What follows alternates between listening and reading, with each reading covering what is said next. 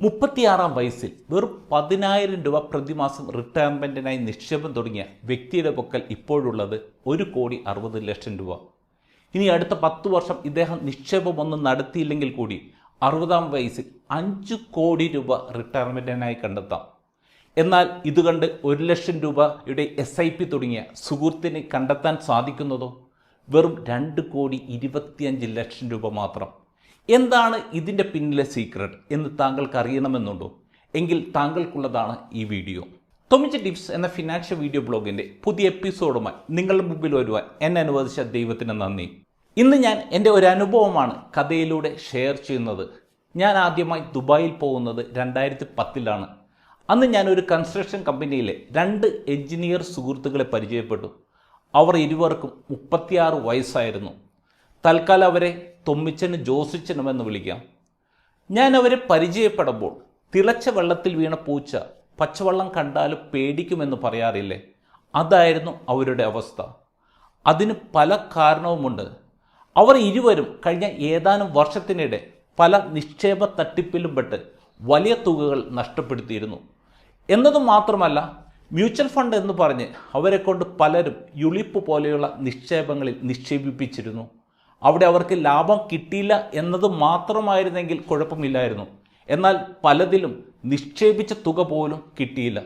അതുകൊണ്ട് തന്നെ എല്ലാ നിക്ഷേപങ്ങളും വലിയ തട്ടിപ്പാണെന്ന് തൊമ്മിച്ചനും ജോസിച്ചനും വിശ്വസിക്കുകയും പറയുകയും ചെയ്തുകൊണ്ടിരുന്നത്. എന്നാൽ എനിക്ക് അവരുമായി കുറച്ച് സമയം സംസാരിക്കാൻ അവസരം ലഭിച്ചപ്പോൾ അവർക്ക് എവിടെയാണ് തെറ്റിയത്, യുളിപ്പും മ്യൂച്വൽ ഫണ്ട് തമ്മിൽ എന്താണ് വ്യത്യാസം, ഒരു നിക്ഷേപം നടത്തുന്നതിന് മുമ്പ് ശരിക്കും എന്തായിരുന്നു അവർ ചെയ്യേണ്ടിയിരുന്നത് എന്നതിനെക്കുറിച്ചെല്ലാം ഞാൻ ബോധ്യപ്പെടുത്തി. എന്നിട്ടും ജോസിച്ചൻ പഴയ നിലപാടിൽ തന്നെ ഉറച്ചു നിന്നു. ഇതൊന്നും വിശ്വസിക്കരുത്, ഇതും തട്ടിപ്പാണ് എന്നൊക്കെ ജോസിച്ചൻ പറഞ്ഞു. പക്ഷെ തൊമ്മിച്ചൻ ഇത്രയൊക്കെ പോയതല്ലേ, ഇദ്ദേഹം പറയുന്നതിൽ എന്തോ കാര്യമുണ്ട്, 10,000 രൂപ നിക്ഷേപിച്ചു നോക്കാം, പറ്റിയില്ലെങ്കിൽ അടുത്ത മാസം നിക്ഷേപിക്കേണ്ട, പോയാൽ 10,000 രൂപയല്ലേ പോകുകയുള്ളൂ എന്ന് പറഞ്ഞ് നിക്ഷേപം തുടങ്ങി. 2 ആഴ്ച കഴിഞ്ഞ് ക്ലൈൻറ്റ് പോർട്ടൽ നോക്കിയ തൊമ്മിച്ചന് ഞാൻ പറഞ്ഞത് ശരിയാണെന്ന് ബോധ്യം വരികയും അടുത്ത മാസത്തെ നിക്ഷേപം മുടക്കാതെ പ്രതിമാസ നിക്ഷേപം തുടർന്നുകൊണ്ടിരുന്നു. അങ്ങനെ 1-2 വർഷം കഴിഞ്ഞപ്പോൾ തൊമ്മിച്ചന് മ്യൂച്വൽ ഫണ്ടിലും ഞങ്ങളിലുമുള്ള വിശ്വാസം കൂടുകയും SIP തുക ആദ്യം 20,000 രൂപയും പിന്നീട് 40,000 രൂപയായിട്ട് ഉയർത്തുകയും ചെയ്തു. അങ്ങനെയിരിക്കെ 2020-ൽ കൊറോണ കാലഘട്ടത്തിൽ മാർക്കറ്റിലുണ്ടായ വലിയ ഇടിവ് കണ്ട് തൊമ്മിച്ചൻ പാനിക്കായി തുക പിൻവലിക്കാൻ ആഗ്രഹിച്ചതാണ്.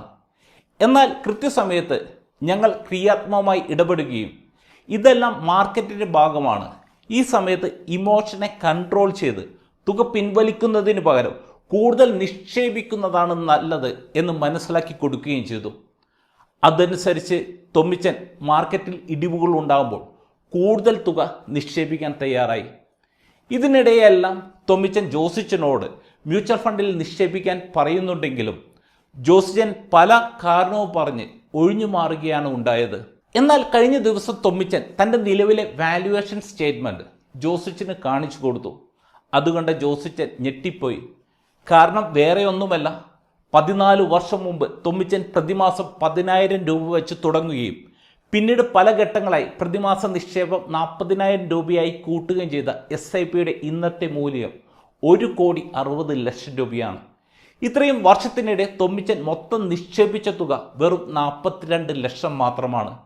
ഇപ്പോൾ തൊമ്മിച്ചന് കഴിഞ്ഞ 14 വർഷമായി 19% ശരാശരി വാർഷിക റിട്ടേൺ ലഭിച്ചിട്ടുണ്ട്.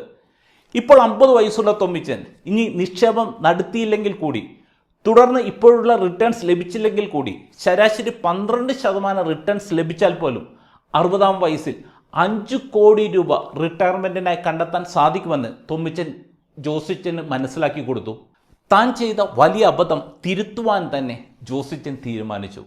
എത്ര കഷ്ടപ്പെട്ടിട്ടാണെങ്കിൽ പോലും പ്രതിമാസം 1,00,000 രൂപ വീതം മ്യൂച്വൽ ഫണ്ടിൽ നിക്ഷേപിക്കാൻ ജോസിച്ചൻ തീരുമാനിച്ചു. ജോസിച്ചന് നിലവിലെ 50 വയസ്സായതിനാൽ 60 വയസ്സ് വരെ നിക്ഷേപം തുടരാൻ സാധിച്ചാൽ തന്നെ മൊത്തം ലഭിക്കുന്നത് 10 വർഷമാണ്. 10 വർഷം, അതായത് 120 മാസം കൊണ്ട് ജോസിച്ചൻ മൊത്തം നിക്ഷേപിക്കുന്നത് 1,20,00,000 രൂപയാണ്. ശരാശരി 12% റിട്ടേൺസ് ലഭിച്ചാൽ ജോസിച്ചന് 60 വയസ്സാകുമ്പോൾ 2,25,00,000 രൂപയുടെ സമ്പാദ്യം നേടാൻ സാധിക്കും. ഇത് വലിയ ഒരു കാര്യം തന്നെയാണ്. എന്നാൽ ഇവിടെ 1-2 പ്രശ്നമുണ്ട്. ഒന്നാമതായി 14 വർഷം മുൻപ് നിക്ഷേപം തുടങ്ങിയ തൊമ്മിച്ചൻ ഇതുവരെ മൊത്തം നിക്ഷേപിച്ചിരിക്കുന്നത് വെറും 42 ലക്ഷം രൂപ മാത്രമാണ്.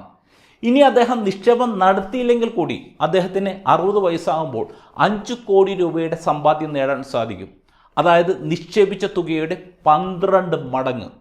എന്നാൽ 1,20,00,000 രൂപ നിക്ഷേപിക്കുന്ന ജോസിച്ചന് ലഭിക്കുന്നത് 2,25,00,000 രൂപ മാത്രമാണ്.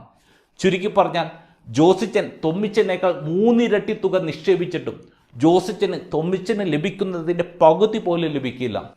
അതുകൊണ്ട് തന്നെ നിക്ഷേപം നടത്താൻ ഉദ്ദേശിക്കുന്നവരോട് തൊമ്മിച്ചന് ജോസിച്ചന് പറയുന്നത് ഇതാണ്: താങ്കൾ എത്ര കൂടുതൽ നിക്ഷേപിക്കുന്നു എന്നതിനേക്കാൾ ഉപരി എത്ര നാൾ മുൻപ് നിക്ഷേപം തുടങ്ങാൻ സാധിച്ചു എന്നത് വളരെ പ്രധാനപ്പെട്ടതാണ്.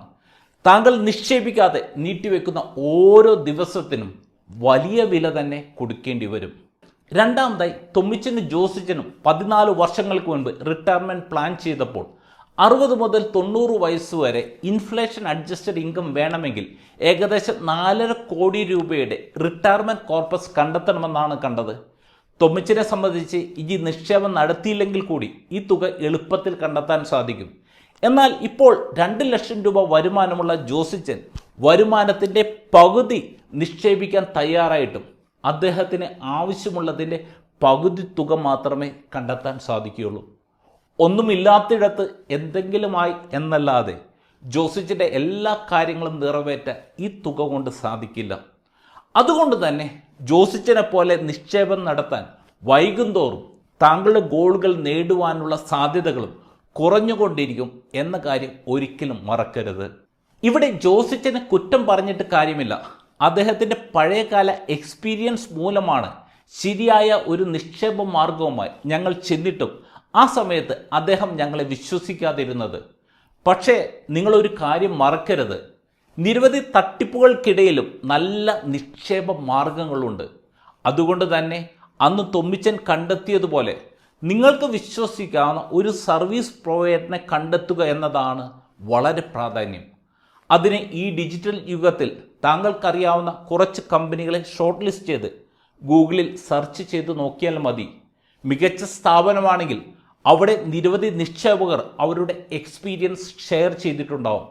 അങ്ങനെ അവരെ വിശ്വസിക്കാമോ എന്ന് ഒരു ബേസിക് ആയിട്ടുള്ള ഒരു അണ്ടർസ്റ്റാൻഡിങ് താങ്കൾക്ക് ലഭിക്കും. ജോസിച്ചനെ തൊമ്മിച്ചനെയും പോലെ പല തട്ടിപ്പുകളിൽ പെട്ടവരാണോ താങ്കൾ?